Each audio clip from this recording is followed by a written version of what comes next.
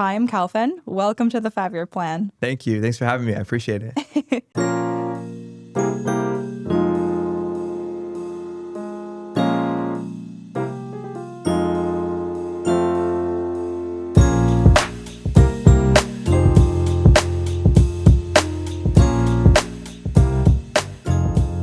About a year ago, I was on Spotify and I was on like some random playlist and your song came up, or a song named Therapy came up.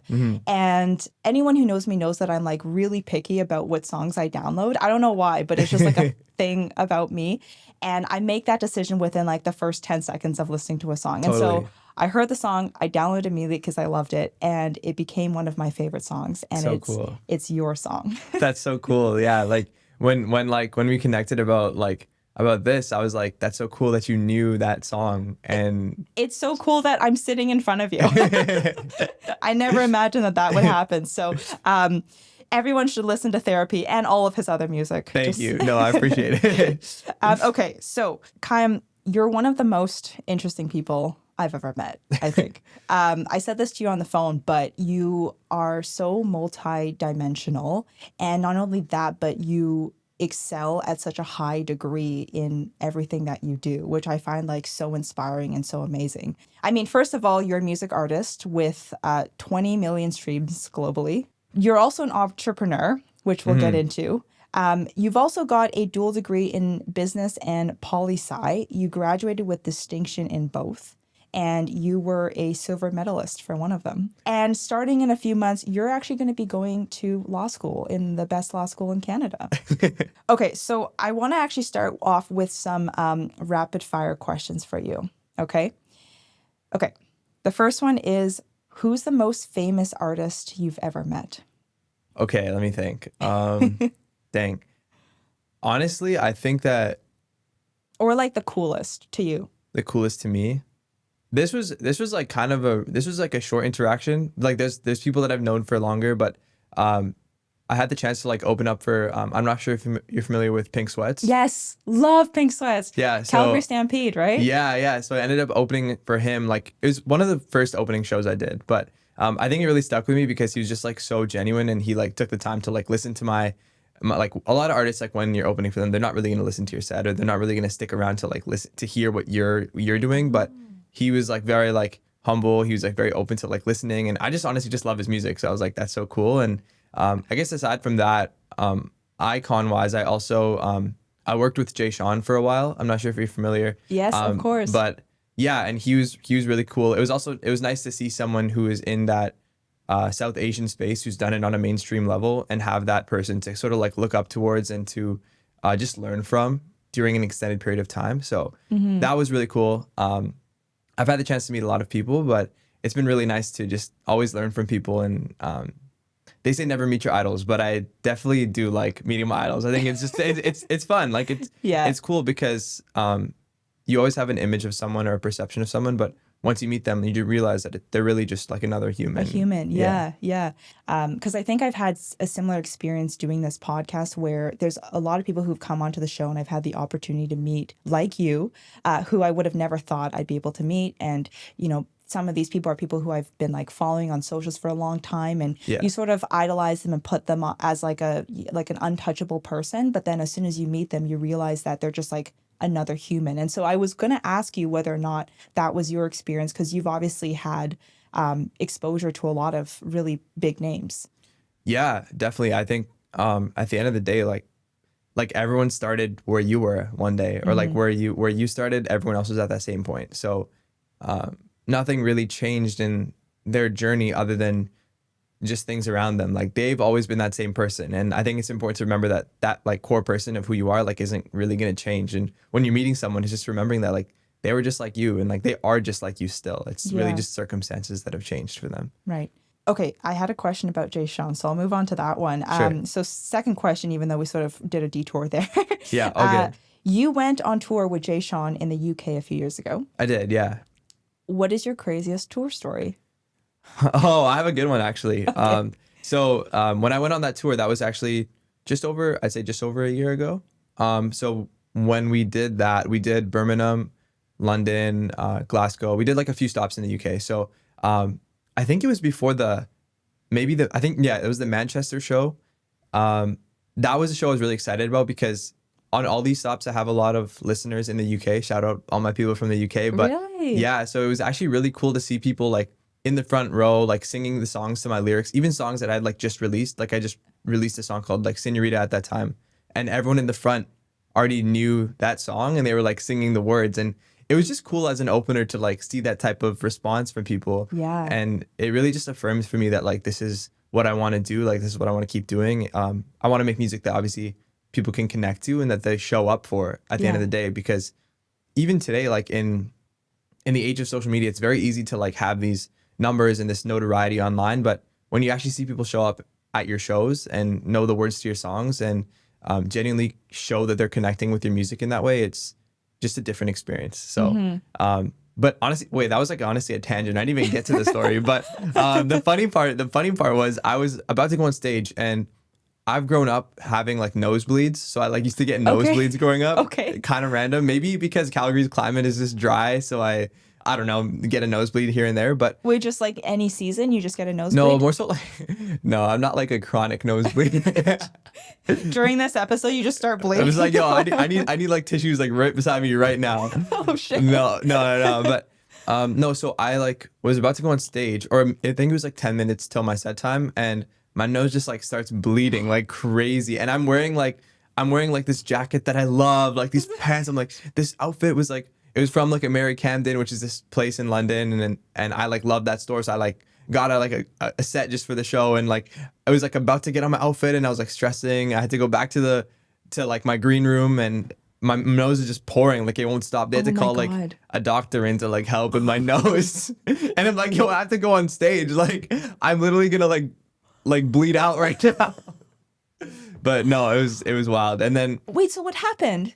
How did you get it under control? honestly, I don't know how. Maybe just Fate? miraculously, it just like kind of like paused a little bit, and I still had to go on stage. So the whole time when I was like doing my set, I was scared that it was just gonna start pouring in front of like thousands of people watching me. They're gonna be like, "What is this guy doing? Like he's having a nosebleed on the stage." Like, and I had like a whole backup plan in my head. I'm like, "Hey, my nose starts bleeding. Like, I'm gonna just run backstage, and then like the DJ will just keep playing, and I'll come back out." But miraculously, everything worked out. It didn't end up bleeding during my set, but that was a close call for sure. Whoa, Yeah. that is, yeah, okay. I would have never thought that would be something you'd have to deal with. Yeah, I don't know.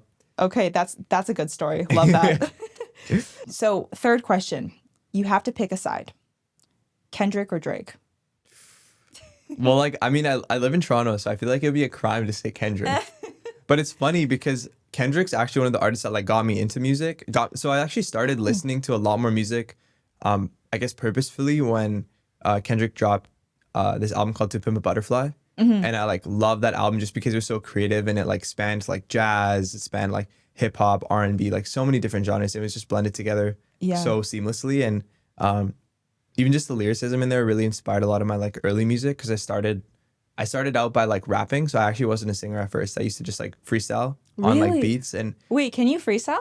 like kind now? of. I might be rusty right now, but like but no, like honestly, I think I always like appreciate Kendrick for the artistry that he brings to the table.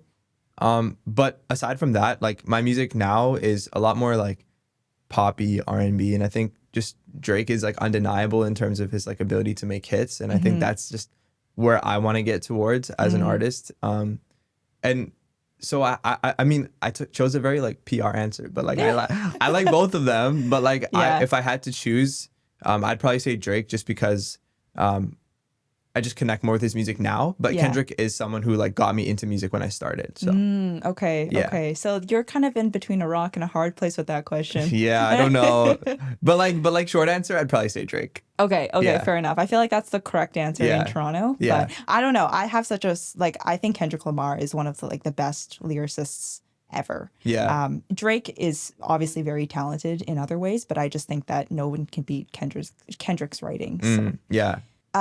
Now that we've done that, I want to learn about who you were when you were a kid.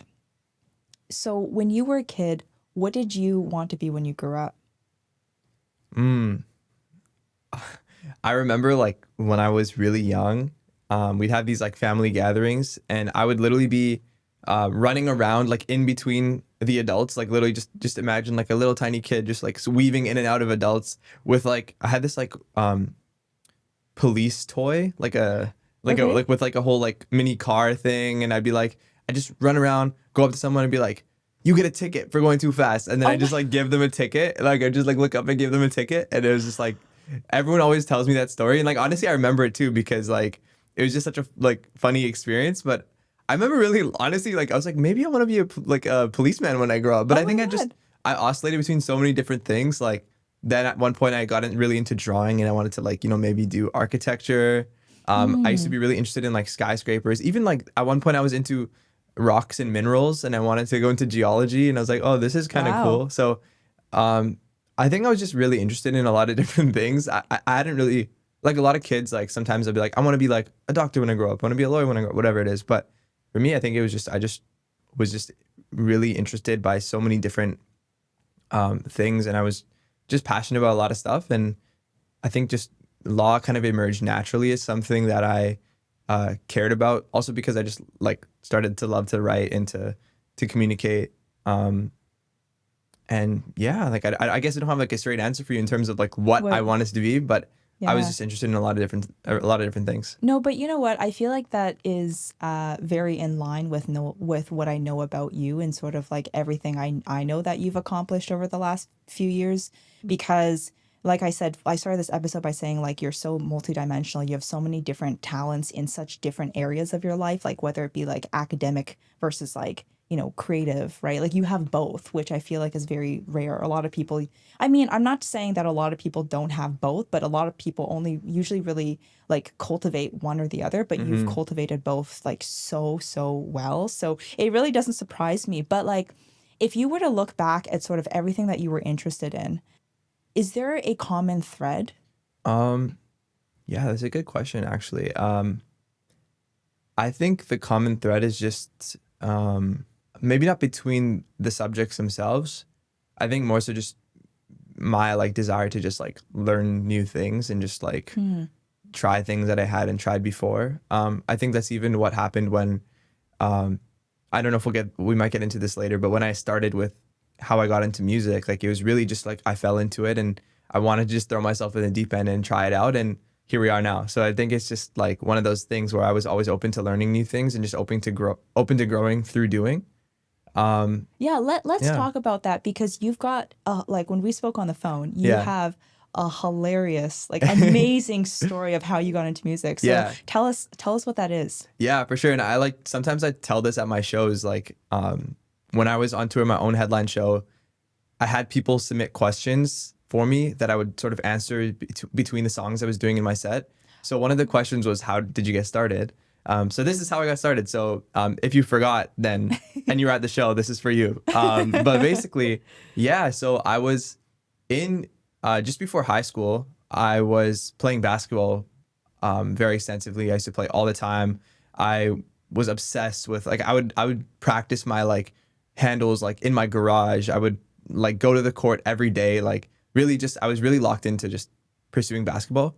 And I was on the basketball team. And one day during that year at school, I ended up missing my bus going home, like the school bus. And I was like, oh, like what do I do now? Like I can't really get my dad to pick me up. Like he's at work. Like I'm kind of alone. So coincidentally, there was auditions happening for a musical, the Aladdin musical that my school was putting on.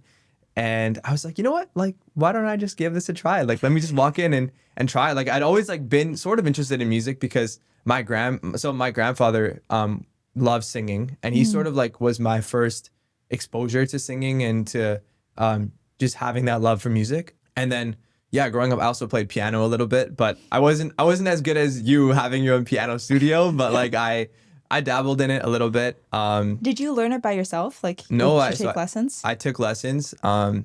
My piano teacher still follows me on Instagram and comments and all my stuff, and Oh, she's the best. that's So so shout out Miss sweet. Lisa. But yeah, Oh, yeah. that is so So sweet. yeah, and I think I started to love music just through that whole, honestly, through that as well, because we used to do lessons on like classical music, but then in between I'd try to learn like Bruno Mars. Like I think Grenade was the first song that I like really learned by Bruno Mars, like on the piano. And I remember playing it at a recital and I was like, oh, this is so cool. Like I want to, like I just love like pop music. Like I wish I could just play piano for pop music. Yeah. And then I just ended up kind of losing touch with piano around high school, but I still had that musical, I guess like yearning inside of me to do something with it. So I think when the play opportunity came up, I was like, let me just try this. Like, why not?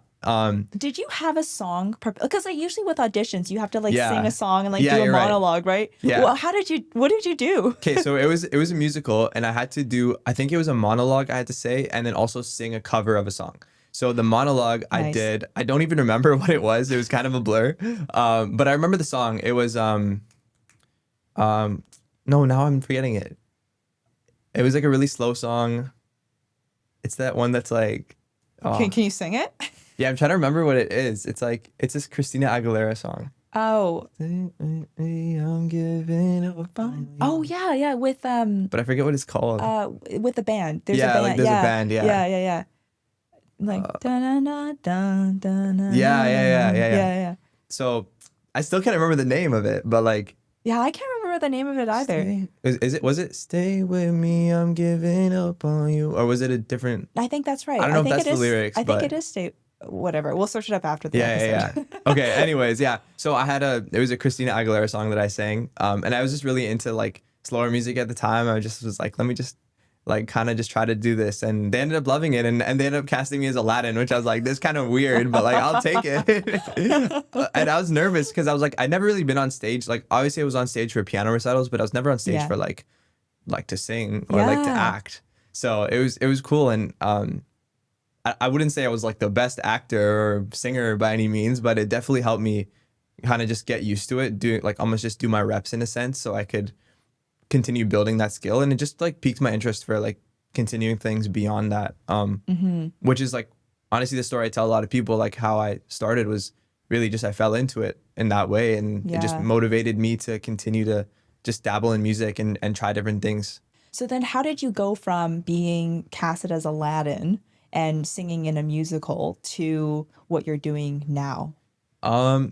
Yeah, it's a good question. I think when I was casted as Aladdin, I like fell in love with singing, but I was still kind of curious about like songwriting. Like I ended up, but I didn't really get into the songwriting part until later. So when I was Aladdin, then I made me want to do more covers because I did a cover to audition. So my brother would like play the piano and like I would like sing, and we'd like do these like little videos. And I don't know if I can find them anymore. I don't know if I Are want they to on find them anymore. Are they on YouTube? I think they used to be on YouTube. I think we posted a couple of them on YouTube. Okay. But I was like very embarrassed because I was just like a little kid, and like I think when my music started like really taking off, I'm like, okay, like I'll keep my old music up, but like my covers when I was like 14, 13, like it's okay. I'm gonna take them down.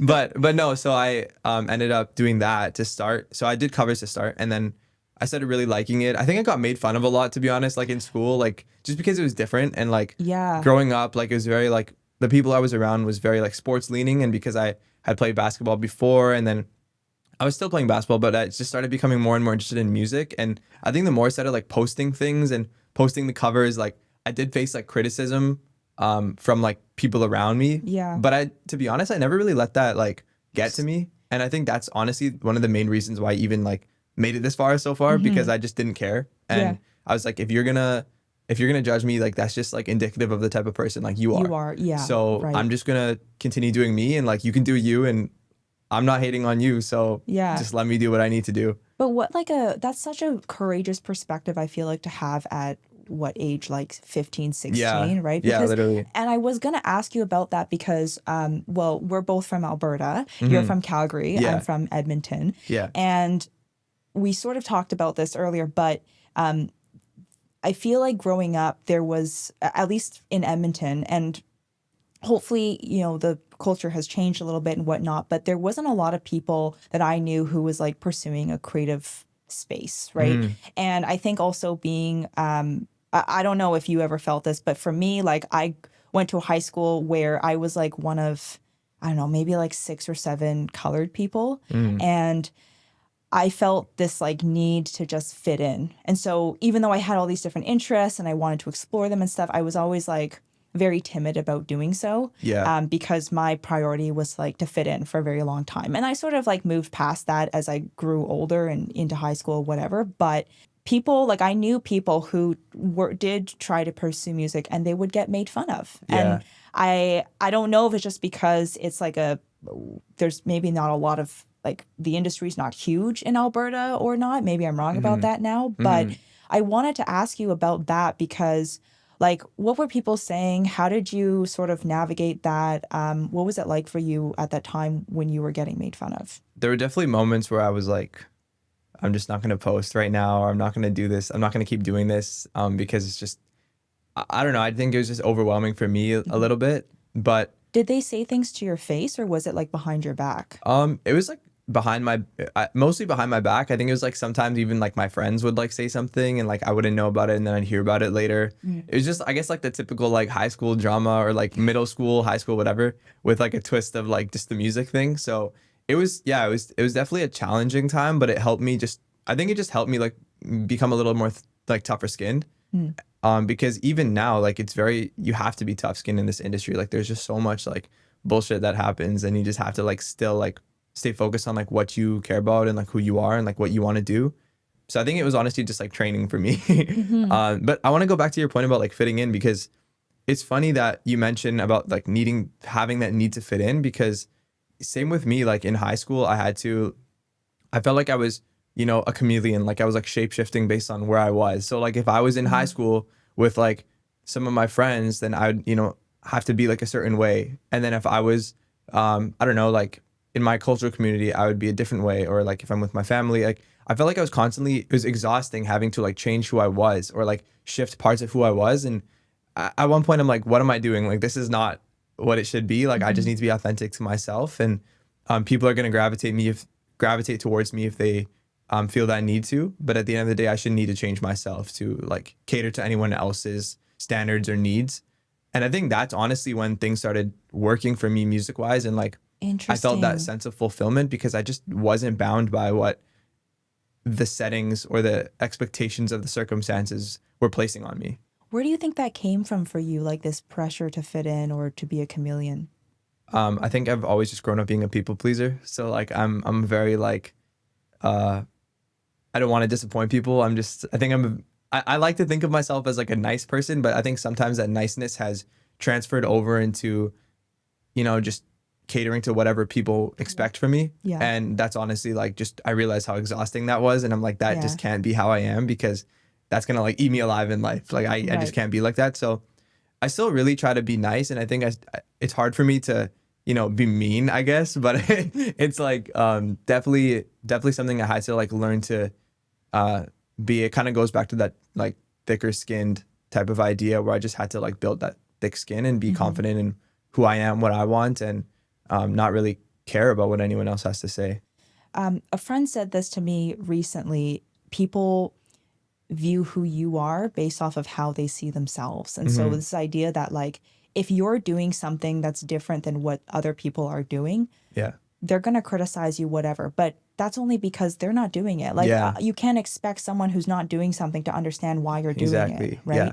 So I thought, what you just said reminded me of what she said. Yeah, that's actually a really good point. Like that's another, that's like another reason why I think people were criticizing me is because they wanted to do what I was doing and they just like didn't have the courage to do it, the guts. or didn't like, I don't know, just didn't know how to do it. And I was like willing to take risks that they weren't willing to take. And like at the end of the day, like that's a reflection on you at the end of the day. Like I said before, it's nothing on me.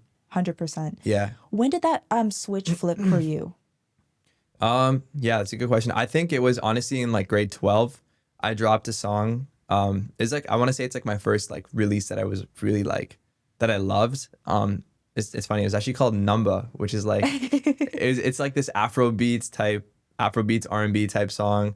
Started to become very influenced by like Drake, but also like UK R&B. I was really influenced by at the time, like UK Afro swing. And I just wanted to bring that to like what I was doing. And I was in Calgary. It was like, no one really had exposure to that type of music. So I was like, let me just like try this out and like show people, like hear what I'm listening to and what I love. and it ended up actually really resonating with people. And that those like haters that were like talking all this shit about me were like the first ones to come back and be like, yo, like I believed in you like from the start. And Yeah. I'm like, first of all, like I'm not even famous yet. Like I'm just starting out. But just because this song is getting a little buzz, like now you're starting to like come back. Like I can't even imagine what it's gonna be like Right. when it's like actually like popping yeah. and you're like, it's crazy how fast people can switch up just when things start to look a little bit more promising. So have you noticed people do that? Because obviously since grade 12 you've had tremendous success. I mean, we started off the episode talking about how you went on tour with Jay Sean, for God's sakes, and opened for Pink Sweats. Yeah. Like, have people sort of shifted now? I definitely see people coming out the woodwork. Oh my God. But it's okay. Like at the end of the day, like I said, like I try to be as nice as I can and take things with, you know, with grace. And I think my big thing is just giving people grace, even if they don't necessarily give me that same grace. So it's okay. Like at the end of the day, if they want to support, like they can support. But one thing they can't expect is like me to be like their best friend, because of course that's just like unreasonable at that point. But right. if they do want to support, like by all means, I'm not gonna like, you know, be salty towards you if you were like you were like that. It is like a little bit frustrating, but at the end of the day, like you just have to cast it aside. Yeah, for sure. And I think people, I mean, we all grow up so much from when we were in high school or junior high, right? Like we change so much, life happens, and people can really mature and be different. So yeah, you are such a nice person. I can feel it. No, I appreciate it. I want to ask about, so you mentioned that you had a brother. Is it just you and your brother, or do you have any other siblings? Yeah, it's me and my brother. Yeah. Me and my younger brother. Younger brother? Yeah. How many years younger? 2 years. 2 years. Okay, so like close in age then. Close in age, yeah. We grew up like very close, so. When you started doing music and you started pursuing it sort of more than just casually, how did your family feel about it? Were they supportive or were they worried? Like where did they sit? Yeah, like I think my family's always been very supportive of me. Like I don't have anything bad to say about them. They've always been there for me, which I obviously like love that, and I really appreciate that about them. I think they started to really see where it was going as I started like, you know, opening for more artists that were bigger, and I started becoming bigger myself. They saw that I could do like my own headline shows, and they'd come to those shows and like see all the people like who were like fans of my music. I think they started really seeing it at that point, over like literally the past like probably 2 years maybe. And yeah, they've always been supportive. I want to say like shout out to my brother too. Like he's always been there for me in terms of like, even if I'm like sending him like a demo and I'm like, yo, like what do you think of this? He's always gonna keep it real with me. Like if he likes it, he's gonna tell me. If he doesn't like it, like he'll just straight up tell me like I don't think this is your best work. And I need that type of perspective. Like I have a really good support system. My girlfriend literally is like does so much for me in terms of the music. Like when I was on tour doing my own headline shows, she would literally be running around. Like I would tell her, like for example, the London show I did in the UK like last just like I guess the end of last year. We book all our shows independently. So I was booking the venue. I was figuring out the ticketing, figuring out like how to make money on, you know, the ticket sales and the merch sales and everything we were doing. Wow. And it was like, it's a lot to handle like independently. Yeah. And I say independently, but it's really like me and Jahan, who's my girlfriend. Like it's really me and her, like really figuring everything out. Like we're, you know, like modeling all these Excel sheets, figuring out like what's going to work, what's not going to work. And I honestly wouldn't be able to do any of this stuff like without her support.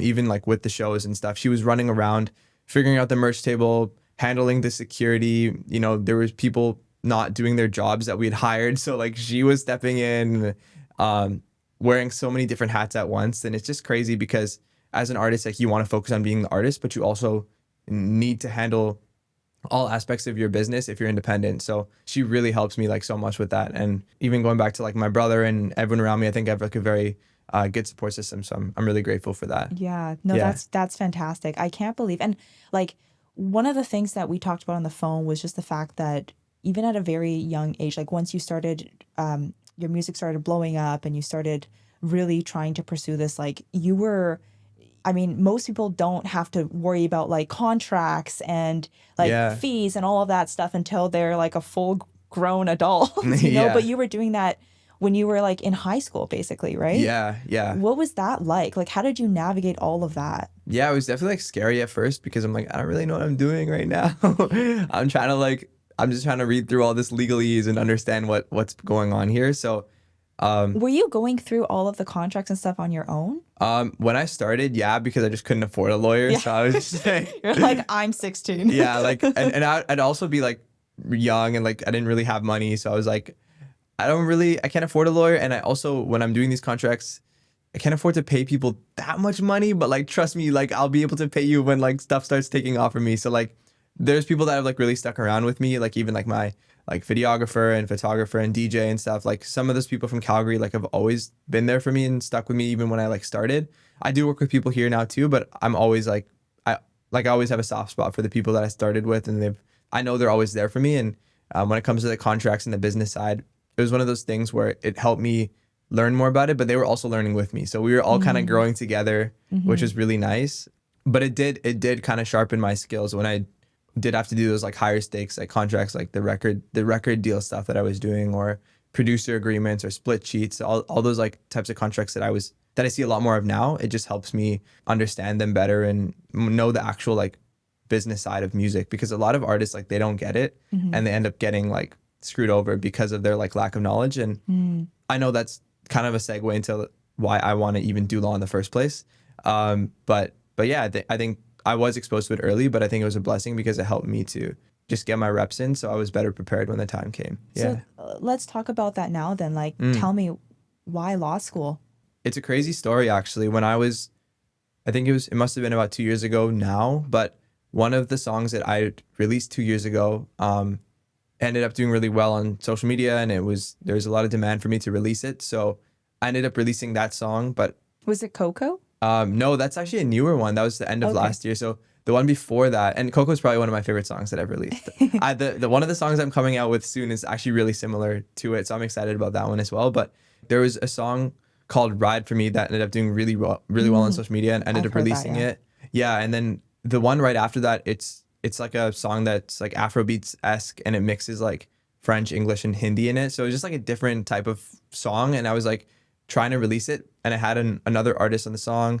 Basically, like with all this music that I was releasing, I was doing it with a distributor who I didn't really know, and I've had situations where my songs have been taken down, or I've had like someone not pay me for the songs that I'm putting out, and I've just had a lot of run-ins with like copyright law, like not necessarily like to any fault of my own, just doing business with people in the industry who just take advantage of artists because they just assume that they don't know any better. And I think those experiences really made me want to be that lawyer for artists that don't have access to the resources, because a lot of artists like they just can't afford, especially independent artists, like they can't afford legal counsel like that. They are so focused on, building out their own business essentially, that sometimes that falls through the cracks, and that can like tank someone's whole career overnight if you're not careful. So Right. I think that was part of my motivation. Also, that really inspired something I did in my undergrad, which is called Just Music. It's actually a platform that connects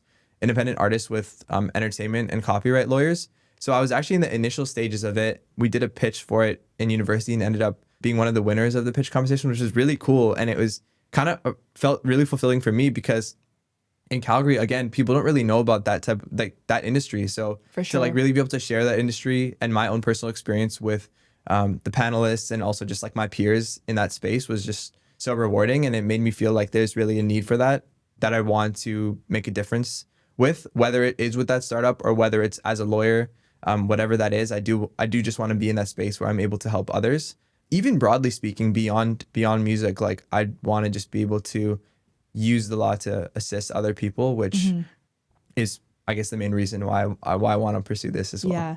The thing is, the law applies to everyone, right? But there's so few people that understand it. And that's Yeah. part of the problem, because when the law is there to protect people and the way that things are done and the way that society should work, but the people and the society and the people who the law is for, they don't understand it. Yeah.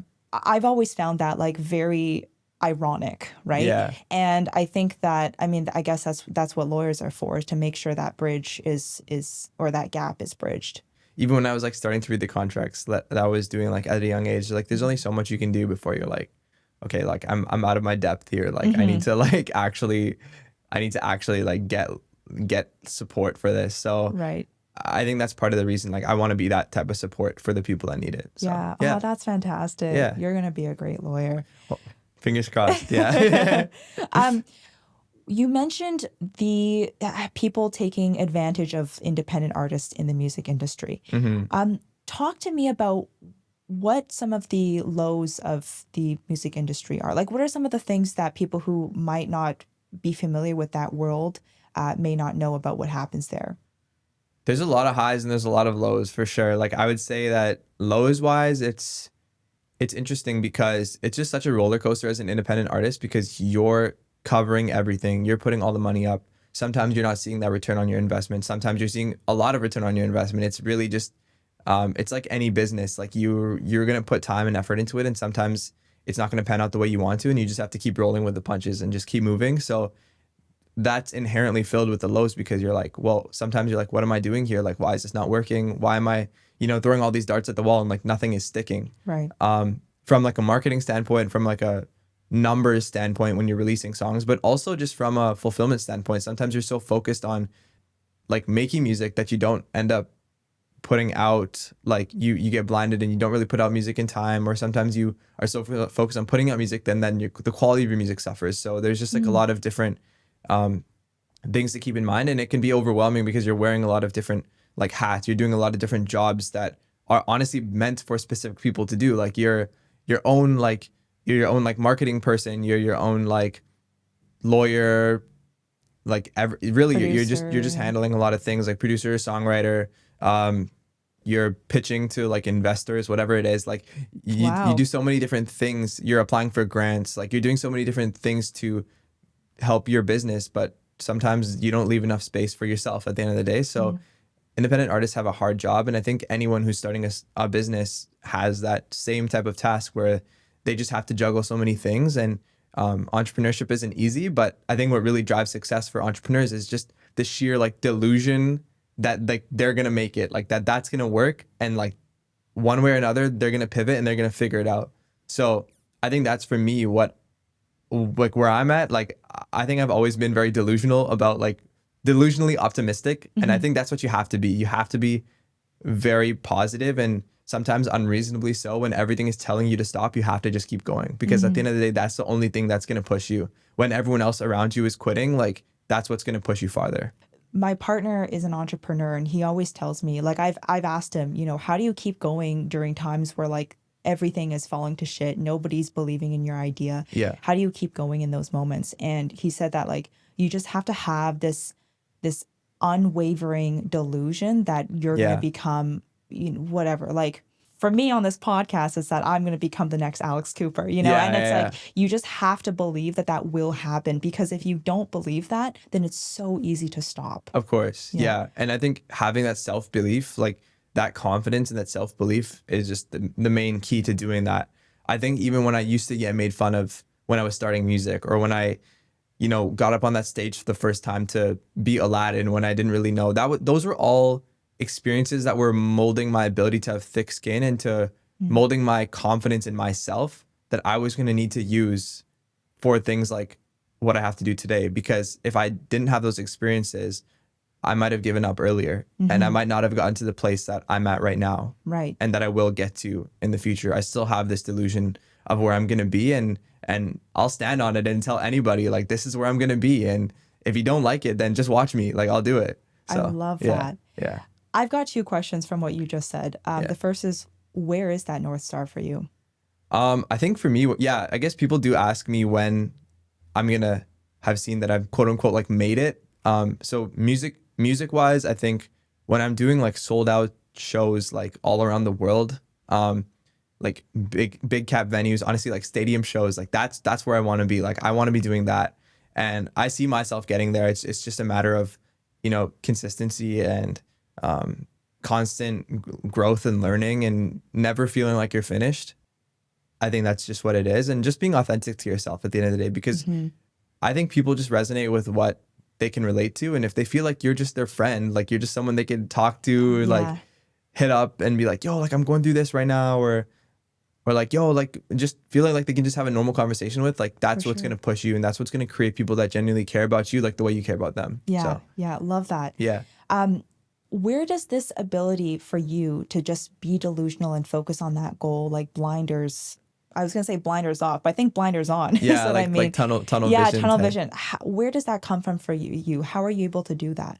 I think like from when I was young, I was always very like driven, like motivated to just just be as good as I could be in whatever I was doing. Like even in school, like I would really like I'd be very competitive. Like I'd want to be like the best at whatever it was, and something like I wouldn't be obviously like all the time. Like but I would really push myself to just be the best at what I was doing, and I think that just helped me really lock in and focus on something to the point where it was almost like weird for people around me, like, why are you doing this like so obsessively? Like even with like basketball, like I'd be so obsessed with it. Like I would watch like videos of like, so Kyrie Irving was like my favorite player like back in the day, and I would like watch videos of him, like the combos he would do and like the plays he would make, and I would literally try to emulate those plays like to a T sometimes, where it was like you're not even putting your own spin on things, like you're just really trying to like focus on it. And like obviously it's important to like put your own flair on things, but it just like I think it just taught me to like be tenacious and like not give up when things felt out of reach. Like obviously like it's a very like I want it to be in the NBA. Like it's a very like high goal that I like set for myself. And yeah, I didn't get there. Also, I like just stopped growing. Like I didn't get to like 6'5" or whatever. But like but no, You're pretty tall though. How tall are you? like 6 foot. Oh, Yeah. okay, you're fine. But I'm like definitely like if I was in the NBA, I'd be like the shortest. And yeah. it is what it is. But like honestly, I think it was just a blessing in itself, because it wasn't about the basketball, it's just about the skills that it taught me and the type of tenacity that it taught me. So I think I just carried that forward into music. Wow. Yeah. Is that something you think like is that something your parents instilled in you at all, or is that something that you've sort of always had in yourself? I think it was both. Like I think I had it intrinsically, but I also think that my parents helped cultivate it from a young age. Like I did like Kumon growing up. I did like different things growing up. Yeah. Like obviously piano. I did a lot of extracurriculars. I was really focused in school. I think my parents helped grow that side of me, which was really amazing and really rewarding. But yeah, I also just think intrinsically there was an element of that was just always there. My Yeah. God, Kumon. It like so I never did Kumon, but I will tell you what my dad made me do. I remember when I was younger, I used to figure skate, and Yeah. I remember one of my friends. We had like a figure skating competition, and we were in like different age groups or whatever. But she won gold, like she got first in her competition, and her Yeah. parents bought her at the time like Webkins were a huge Oh yeah, thing. yeah. And at the time, her parents bought her like 3 Webkins or something. And I was Yeah. like, Dad, if I win gold, will you buy me a Webkins? And he's Yeah. like, oh, yeah, for sure, whatever. So then I won gold. And then Yeah. he bought me math books. Oh my And I was gosh. so mad. I was like, you said you'd buy me Webkins, but you're buying me math books. Like what like 7-year-old kid wants like a math Oh my workbook? gosh. He's like, the gift that I'm buying you is gonna give you whatever knowledge in the future, whereas like Yeah. Webkins is not gonna give you anything. Like And damn, I just want a webcam. yeah, you know, and like that might be a bit of an intense version, but I know Yeah. what you mean. It's like it sort of instills the value of like working hard and doing the thing that others aren't willing to do at a Yeah. young age. Yeah, exactly. One of the things that I find very unique about you is that I think a lot of people romanticize the idea of going fully into something. So like if you're going to be an artist, right? If you're going to be a musician, like you have to dedicate your life to it. That's the only thing that you have to do. But you've been able to do that to a very high standard while like literally getting 2 degrees and finishing like top of your class. Why is it that you never sort of went full into music?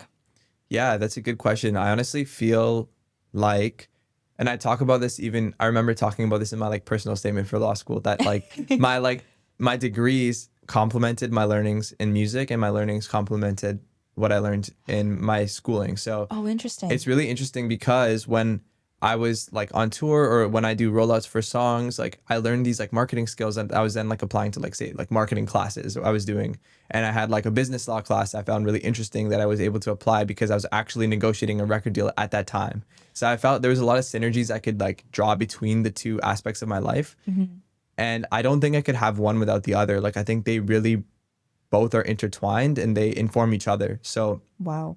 it sounds very like easy to say, but it honestly is like very true. Like I think I wouldn't have gotten to this place in music if I didn't have the academic side to myself and vice Wow. versa. So when people ask me, like a lot of people, even in my undergrad, when things were starting to take off, they're like, "Why are you even still in school? Like I thought you drop out. I thought you drop out by now. Like I thought you'd just be doing music full time." And I was like, "Yeah, like I am doing music full time, but I'm also doing school full time. Like you are able to do something if you like really put your mind to it and you really care about it enough. There's always room in your brain for like two things to coexist." And Mm. I always want to tell people like don't let anyone tell you you have to choose between what you love. So like if you love something, if you're passionate about something, if you want to get far with something, you can do that thing and whatever else you need to do. Like you don't have to like you can be all into more than one thing at the same time. Mm. It is Mm. possible. And I think like so far like I feel like I'm proof of that. It is You are. possible. So You absolutely are. don't ever like there's a lot of people that are creative and they abandon their creative side because of the societal expectations that is placed upon them, that they have to adhere to this, they have to get this job, they have to start this lifestyle, this creative thing isn't going to get them where they need to go, or this athletic thing isn't going to get them where they need to go. And Yeah. it's not necessarily always true. Like so obviously sometimes circumstances don't allow you to pursue both, and that's totally fine. But if you are able to and you are willing to, then you should like you definitely should. Yeah, I love that because I think that we are told from, not really told, but we sort of absorb this idea when we're young that we have to like be something, right? And like Hmm. that something be like a singular thing. Yeah. Whereas what you're saying and what you've proven is that you can do multiple things. You don't have to give up other sides of you in order to excel. And you shouldn't have to give up other sides of you in order to excel at both. Yeah. Walk me through like when you were in undergrad, because at the time you're pursuing two degrees. You have a startup, Just Music, Yeah. uh, and you're an artist full time. Hmm. Walk me through like what the week to week looked like. Honestly, yeah, it was definitely hectic. So, I would say in the last year of my undergrad, things got really intense because um, I was signed to a label in LA, and I would be trying to structure my classes. I remember for that last year, I was trying to structure my classes where I would have 2 to 3, like 2 days at the end of the week free so that I could, take a flight to LA and like do what I needed to do, whether it was like That's sessions or like that's so shoots. crazy. Yeah, or just events. And also come to Toronto at the time too because my girlfriend was in Toronto and I wanted to see her. We were doing long distance at the time, so Wow. it was just juggling a lot of things that I cared about, and while still keeping my grades up because I wanted to get into law school. So I'm like, let me just like make sure that like my grades are good. And I remember like studying on the plane or like studying Wow. between shoots and stuff like that. And it was definitely tough, but I'm the type of person that's like I'm always on, like for better or for worse. Like I'm always like thinking about something. I'm always like needing to do something, and having that mindset helped propel me through those different pursuits I was doing. Like I did get burned out for sure, but I also found it energizing to always be doing something and having my brain kind of switch between different uses, like using Hmm. my creative side, but then using my just like studying side, I guess you could say. Yeah. So it was interesting. I think it was very fun. It felt like my life was like a movie in a sense Yeah, because I you're was just doing so many different like things. yeah. But it Like was literally Hannah Montana, but like Kayam version. yeah, no, it was definitely like it was definitely funny. Like it was nice but draining, but I also don't regret it. If I would definitely go back and do it again. And I think I will be doing it again in law school because I'm not stopping music anytime soon, and it's at a place where it's literally like helping me pay for like my law school and like helping me like do a lot of things that like I Wow. want to do in my life. So I can't abandon that now. Like I have to keep going for music. I have a goal of where I want to be at in the music sense, and also in a like as a lawyer too, I like know what I want to do. So it's really just gonna just be rinse and repeat from my undergrad pretty much. Wow.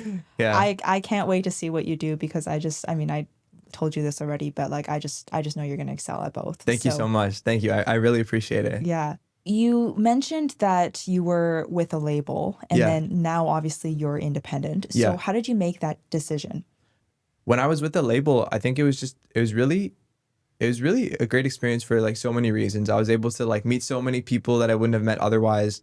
I learned so much, even just artistically about like songwriting, about vocal production. Now when I bring these skills into like the sessions I do or the music I make, you can like hear the difference sonically in like how I think about music. And I think it's because I was around so many talented people when I was with the label. It's important to like, I think we were mentioning before that it's important to not be the smartest in the room. Like Yeah. you shouldn't be the smartest in the room, because that's the only way you're going to become better. You have to push yourself to grow. And the only way to push yourself is to surround yourself with people who are better than you in like anything you're doing. So 100%. I love doing that. Sometimes it's because I'm intrinsically like a competitive person. Sometimes I'm like, oh, like, I want to be like that. But you have to like spin it and be like, I'm going to be like that because I'm around this company and they're going to push me to excel. So I think that's the mindset that I really was able to grow while being signed, because I was just around so many talented people who were just killing it. And so now I just try to take that forward. I think that was my biggest takeaway from the label. Also, the other thing is just like contrasting it, because I was independent right before as well. So just contrasting like what my job became by comparison, because with a label, like, you know, there are some tasks that are taken on by the label, some tasks that you're still retaining. I'm a very hands-on person with my business, so I was really hands-on with even with the label. And I think that's one of the main things that I wanted to explore, being independent again, just because I wanted to do things as like authentically to myself as possible. Right. And not to say that like the label didn't help cultivate that. They definitely helped me grow in so many ways, but it was more so just me being like, let me just try this again with my new knowledge and my new mindset and see how far I can take it. Yeah. Yeah. That's amazing. That's really incredible. And the fact that you're planning on still pursuing that while doing law school simultaneously is very, very exciting. Yeah, I feel like when I've told certain people that, they're like, okay, like, you know, good luck with that. But I've never let that stop me. So I'm not going to let it stop me. And you shouldn't. You absolutely shouldn't. Yeah. And honestly, it's like everything that you've done up to this point has proven that you can do it. So why would that change? Yeah. Yeah. How are you feeling about law school? Nervous, to be honest. That'll be interesting going back to school, because like I was like pretty much doing music full time for a year in between like when I was signed and also just being independent. Oh, sorry.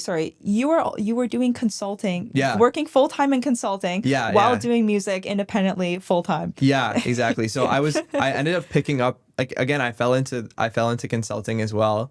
I was doing music full time, and then I'm like, you know what? I kind of want to still be like, kind of get used to like a 9 to 5 or like used to that type of thing as well, because with music, like, you're making your own schedule, you're doing everything pretty much like on your own terms. But I wanted to still like keep like use my business degree in some way, in like a different way maybe. So I was like, let me just try this out, and it honestly did end up being really cool. I ended up learning a lot, meeting some really cool people through my job. It was only recently that I just kind of decided I just really want to lock in on music and focus on that fully now. Especially now that I'm starting law school, I just wanted to take that off my plate a little bit. So What did those days look like? Like, were you working your job 9 to 5 and then like spending your evenings doing music? Pretty much. Yeah, I was like 9 to 5, and then pretty much like 5 to, I don't even know, like 10. Like do music stuff, and obviously like, yeah, it was tough, but it was honestly just felt like a rinse and repeat from undergrad again. Like, it just felt like the same thing, because after work, like during the summer, at least last summer, I was writing my LSAT too. So I was like, Jesus Christ. I was like finishing work, and then I would study for the LSAT. Sometimes I'd wake up in the morning, study for the LSAT, and then go to work, and then study a bit after, and then do music, because I still had to like do all of those things. And yeah, it was definitely like, I think that was maybe the hardest thing I had to do with like working, LSAT, and music, because it was just, I don't know, it was crazy. And at that point, music was also like very busy. Even compared to my undergrad, it was like even bigger at that time. So I just had way more to worry about. Yeah. So yeah, it was good. I feel like I'm just being primed to hopefully take law school with like the utmost preparation that I've like been preparing for throughout these experiences. So Yeah. Listen. If I did law school, you can do law school with your eyes closed. Okay, so we're nearing the end of the episode. So I have a tradition on this podcast where I ask all of my guests the same closing question. Yeah. And that is, if I were to sit down with you in 5 years, and I hope I do, because I know you will be super famous in 5 years, what would have to happen in your life to make you feel proud? Wow, that's a great question. I guess that's why it's called the 5-year plan. Yeah.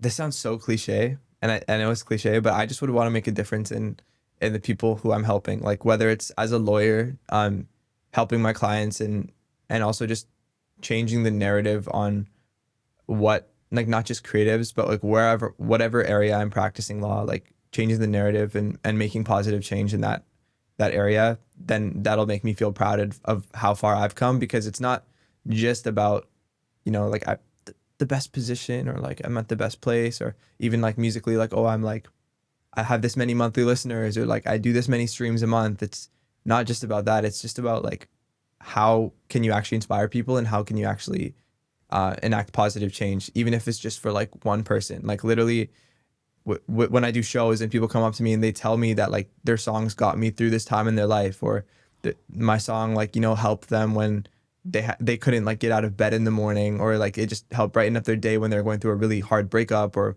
whatever it is, like that's just an example that shows me that I have the ability to make that positive change. So why not continue doing it? And so in 5 years, I want to continue to do that basically, and hopefully take it to the next level. That would be amazing. And that's what I'm really going to work very hard towards for both music and law, and try to just continue to inspire people and make that difference in their lives. Kayam, thank you so much for coming onto this show. Thank you so much for responding to my random LinkedIn message. No, honestly, thank you so much for having me. This was like such a pleasure to do. Yeah. I will have you back in 5 years, and I can't wait to see where you are. Sounds good. Perfect. Thank you so much.